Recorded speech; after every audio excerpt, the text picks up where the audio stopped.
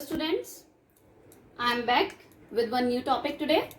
Till now we have completed most of the topics of chapter 1 and today we will study the remaining topics of the chapter 1 and then we will move forward with the chapter 2.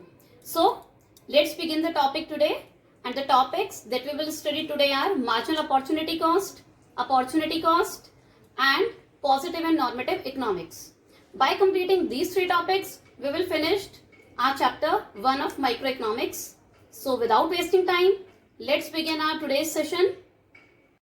So students, let's move with the topic marginal opportunity cost.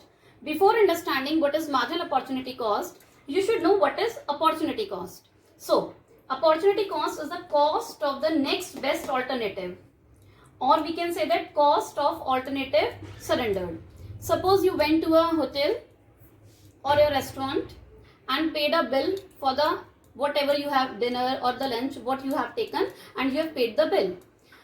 It bill might be the cost of a book that you should purchase, or you have may sacrificed a movie for the amount of bill. So whatever thing you have sacrificed for making this cost, it is the opportunity cost. So students, opportunity cost को हम एक और example से समझते हैं. देखिए, आप मम्मा के साथ मार्केट जाते हैं and mamma went to buy vegetables and fruits with you, but in between you went to a shop and you have seen something chocolate, new chocolate, तो you ask mamma that I want to take this chocolate. आपने बोला ये 50 rupees की chocolate है, मम्मा मुझे ये chocolate चाहिए. तो क्या किया मम्मा ने? शी स्किप सम वेजिटेबल और सम फ्रूट. उन्होंने क्या किया? कुछ 50 रुपीज़ की वेजिटेबल या 70 रुपीज़ की या 70 रुपीज़ के फ्रूट्स या वेजिटेबल स्किप कर दिए और आपको वो चॉकलेट दिला दी. तो what ever she has sacrifice, the cost of that thing is the opportunity cost. तो कुछ खरीदने के लिए, कुछ लेने के लिए, कुछ इंक्रीज करने के लिए, whatever you lose, that is opportunity cost. Now it is more clear to you. So next come with the next topic, marginal opportunity cost. तो मार्जिनल अपॉर्चुनिटी कॉस्ट किसे कहते हैं? The cost of the unit sacrifice for the sake of another unit. जो हमने unit sacrifice की है एक दूसरे यूनिट को प्रोडक्शन इनहांस करने के लिए, that is marginal opportunity cost. आपने पढ़ा था पीपीसी कर्व में, हमने स्टडी किया था marginal rate of transformation.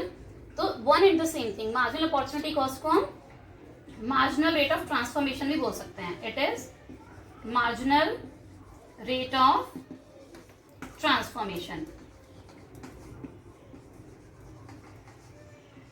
So students, आपको ये पता होना चाहिए कि मार्जिनल अपॉर्चुनिटी कॉस्ट कैलकुलेट करने के लिए हमारे पास एक फॉर्मूला होता है. वो फॉर्मूला होता है यूनिट सेक्रीफाइज्ड. यूनिट सेक्रीफाइज्ड, जितनी हमने यूनिट सेक्रीफाइस की हैं, और additional unit produced. Additional unit produced, जब हम दोनों को डिवाइड करते हैं तो हमें क्या मिलता है? Marginal opportunity cost. This is the formula to calculate marginal opportunity cost.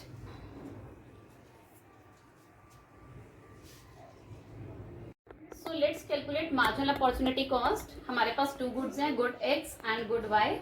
good X की यूनिट्स पहले 0 थी, then 1, 2, 3, और good Y की 20, 19, 17, 14 and so on.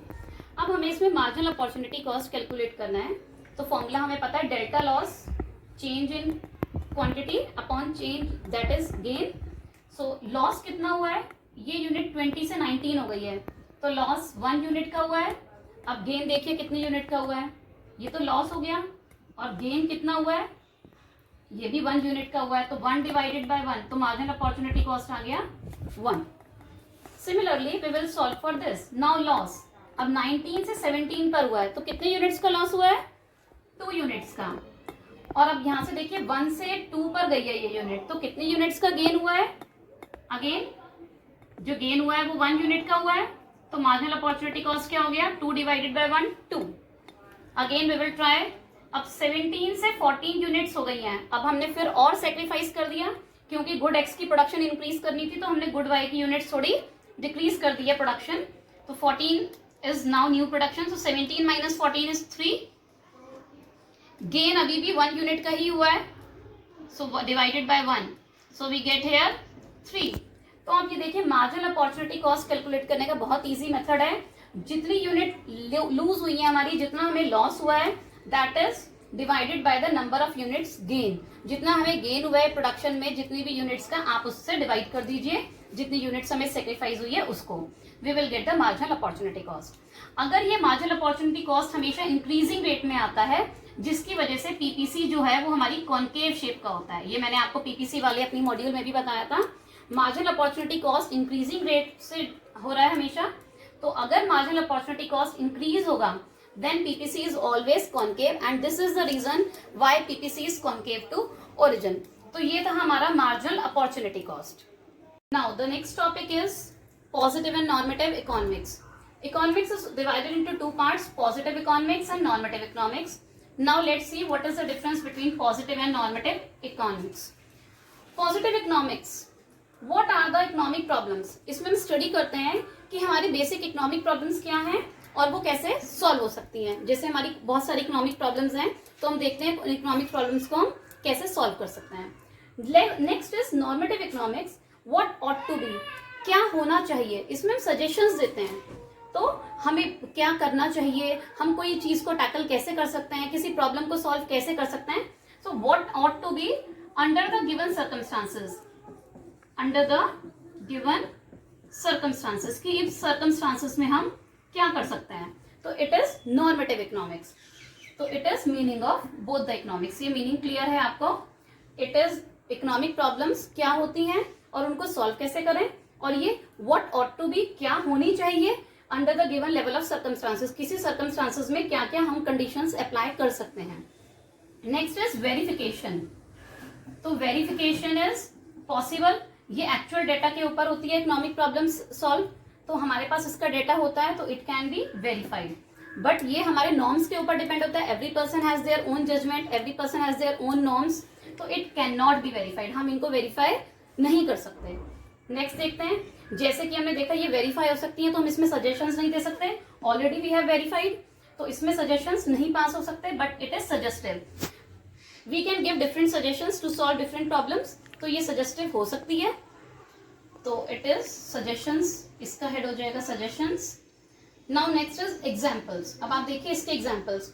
जैसे हम कह सकते हैं कि इंडियन इकोनॉमी के price are rising, the prices of Indian economy are continuously rising. तो नॉर्मेटिव इकोनॉमिक्स में हम इसको क्या लेंगे, दैट इंडिया शुड कंट्रोल। हर किसी का अपना एक अलग नॉर्म होता है, अलग सजेशन होता है। तो किसी ने कह दिया कि ये सजेशन है कि इंडिया के prices should be control, India को अपने राइजिंग प्राइसेस को कंट्रोल करना चाहिए। तो एक और देखिए, जब हमने इसमें सजेशंस दे दिए तो हम इसमें जजमेंट पास नहीं कर सकते, क्योंकि ये वेरीफाई भी हो गया। तो we can not pass any different judgement now, but इसमें हम डिफरेंट जजमेंट पास कर सकते हैं according to the persons, every person is differ. So we can provide judgement, but it is does not provide any judgement. तो last point इसका हो जाएगा judgement का। Positive economics does not provide judgement, but it provides judgement. So it is the basic difference between positive and normative economics। Now the next topic is positive and normative economics। Economics is divided into two parts, positive economics and normative economics। Now let's see what is the difference between positive and normative economics। Positive economics, what are the economic problems? इसमें हम study करते हैं कि हमारी basic economic problems क्या हैं और वो कैसे सॉल्व हो सकती हैं। जैसे हमारी बहुत सारी इकोनॉमिक प्रॉब्लम्स हैं, तो हम देखते हैं इकोनॉमिक प्रॉब्लम्स को हम कैसे सॉल्व कर सकते हैं। Next is normative economics, what ought to be, क्या होना चाहिए। इसमें हम सजेशंस देते हैं, तो हमें क्या करना चाहिए, हम कोई चीज को टैकल कैसे कर सकते हैं, किसी प्रॉब्लम को सॉल्व कैसे कर सकते हैं। So what ought to be under the given circumstances, under the given circumstances, कि इस सर्कमस्टांसेस में हम क्या कर सकते हैं। तो इट इज नॉर्मेटिव इकोनॉमिक्स। तो it is meaning of both the economics. ये मीनिंग क्लियर है आपको। इट इज इकोनॉमिक प्रॉब्लम्स क्या होती हैं और उनको सॉल्व कैसे करें, और ये व्हाट ऑट टू बी, क्या होनी चाहिए under the given level of circumstances, किसी सर्कमस्टांसेस में क्या क्या हम कंडीशंस अप्लाई कर सकते हैं। Next is verification. तो वेरिफिकेशन इज पॉसिबल, ये एक्चुअल डेटा के ऊपर होती है इकोनॉमिक प्रॉब्लम्स सॉल्व। तो हमारे पास इसका डेटा होता है तो it can be verified, but ये हमारे नॉर्म्स के ऊपर डिपेंड होता है। Every person has their own judgement, every person has their own norms, तो it can not be verified, हम इनको वेरीफाई नहीं कर सकते। नेक्स्ट देखते हैं, जैसे कि हमने देखा ये वेरीफाई हो सकती है, तो हम इसमें सजेशंस नहीं दे सकते, ऑलरेडी वी हैव वेरीफाइड, तो इसमें सजेशंस नहीं पास हो सकते, but it is suggestive. We can give different suggestions to solve different problems. तो ये सजेस्टिव हो सकती है. तो इट इज सजेशंस, इसका हेड हो जाएगा suggestions. Now next is examples. अब आप देखिए इसके एग्जाम्पल्स. जैसे हम कह सकते हैं कि इंडियन इकोनॉमी के price are rising, the prices of Indian economy are continuously rising. तो नॉर्मेटिव इकोनॉमिक्स में हम इसको क्या लेंगे, दैट इंडिया शुड कंट्रोल. हर किसी का अपना एक अलग नॉर्म होता है, अलग सजेशन होता है. तो किसी ने कह दिया कि ये सजेशन है कि इंडिया के prices should be control. India को अपने राइजिंग प्राइसेस को कंट्रोल करना चाहिए. तो एक और देखिए, जब हमने इसमें सजेशन दे दिए तो हम इसमें जजमेंट पास नहीं कर सकते क्योंकि ये वेरीफाई भी हो गया. तो we can not pass any different judgement now, but इसमें हम डिफरेंट जजमेंट पास कर सकते हैं according to the person. Every person is differ, so we can provide judgment but it is does not provide any judgment. तो last point इसका हो जाएगा judgement का. Positive economics does not provide judgment but it provides judgment. So it is the basic difference between positive and normative economics. Friends, I hope all the topics are clear to you, and from this our second chapter we will start next, and first chapter has been completed today. So I hope you all have understand chapter 1. If you like this video, then kindly subscribe my channel for more videos, for more learning content for economics as well as for maths also. Thank you.